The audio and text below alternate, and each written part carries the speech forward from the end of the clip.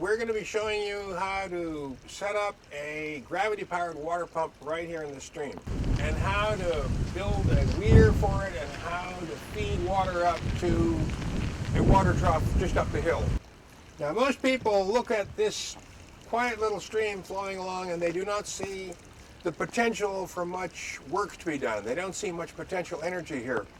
But on this very spot last year, we had a gravity-powered water pump that ran all summer long and delivered water to a spot 900 feet from here, giving water for agriculture.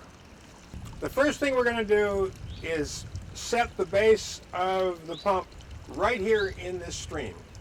It's very important that the base is set level in both directions. Most streams that run downhill even gradually have a pretty solid bottom, so it's not that hard to find a place where you can set it down and move a few rocks around. The base weighs 220 pounds, so once it's in place, it doesn't tend to go anywhere. This whole big plastic structure can set on the base either this way or the other way. But you have to make sure when you set it down, this piston is over top of these four studs sticking out of the concrete. If that's not the case, you'll have to reverse it. We're going to release the piston. These two long plastic pieces are just for shipping. We can dispose of them, but these two short pieces you'll need to keep.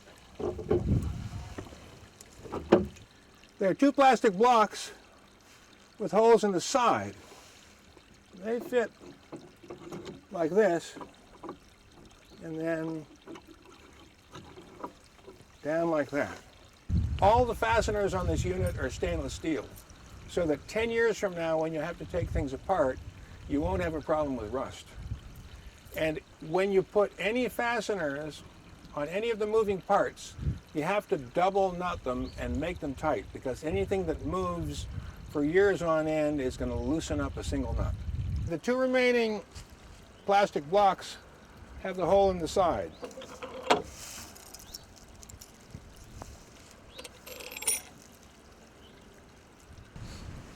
You need to double nut it and make it very tight. Your remaining plastic block holds down the other side of the center pivot, and it gets double nutted too. This is the next thing we attach. It contains check valves, gauges, and a settling chamber to collect debris. The base is built so the valve tower can either sit here or here. I'm going to put it on this side because the water is going to come from there through and into the side of the machine at this point.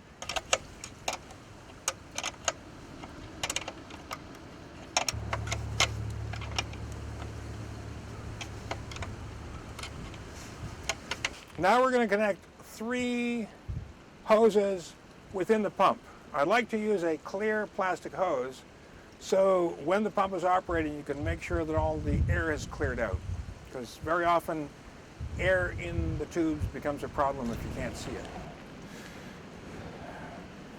And these barb fittings tend to sort of take care of themselves. You don't tend to need hose clamps.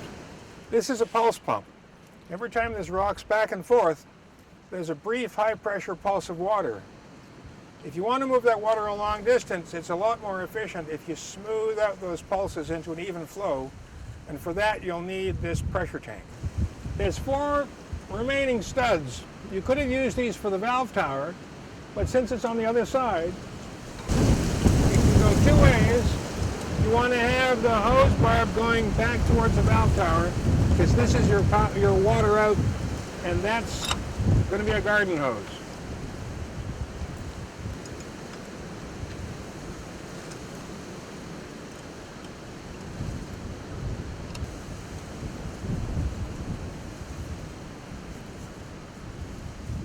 You don't know which side of the base the valve tower is going to go on. You don't know which direction you want the pressurized water to come out of. So the hose fitting has to go back towards the pressure vessel, and the other end has to get plugged.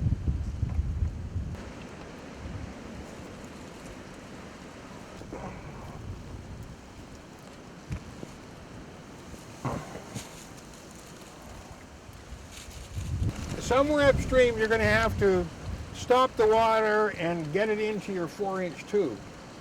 For that you'll need these weir blocks. These are triangular pieces of cement, and if you lay them down like this with the big face downward and the mesh in the middle, this is completely immune to heavy rains and gully washers. There's no way that this can get washed away. Your screen will get clogged up and you'll have to clean it, but this is a stainless steel screen, and for the next 20 years you'll just have to come by, depending on the weather and the season, and clean it up to make sure that your water keeps pumping. This is a standard piece of hardware plumbing. It's what takes the water from the weir upstream right into the machine. Do not glue this in position, because there are lots of times when you're going to want to stop the pump from operating, and you want to pull it off and shove it down like this so water goes off to the side, and you can get in and change hoses or do whatever. And then when you're done, just put it back in there again. Do not glue it, it'll stay exactly where you put it.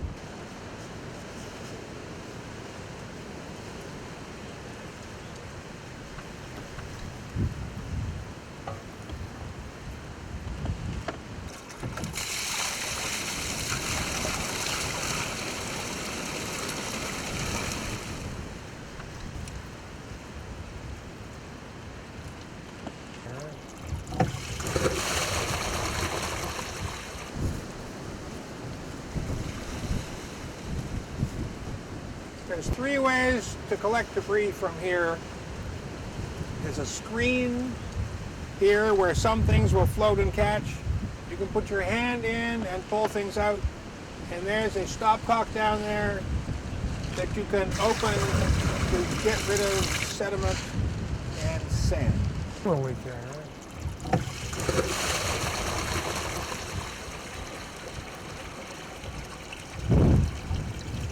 A lot of air in there.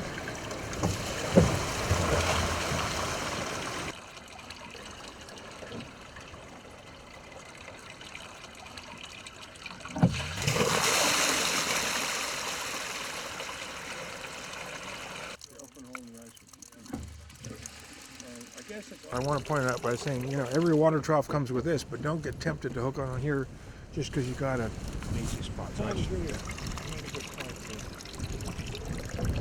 important to on camera.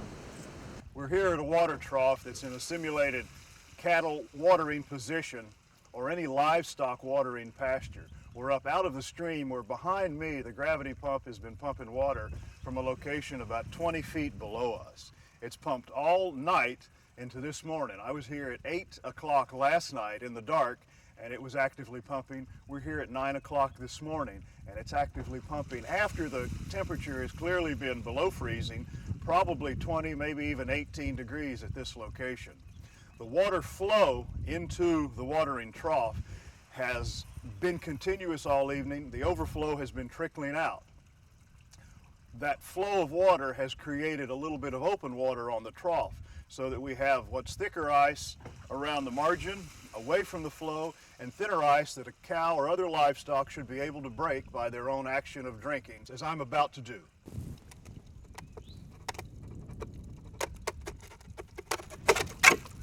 And there it goes. Thin right at the edge of this open area. Easy to break off. Thicker back away from the opening. As livestock would drink from this, there'd be a natural action that would keep the ice off the surface and the animals would be able to get water.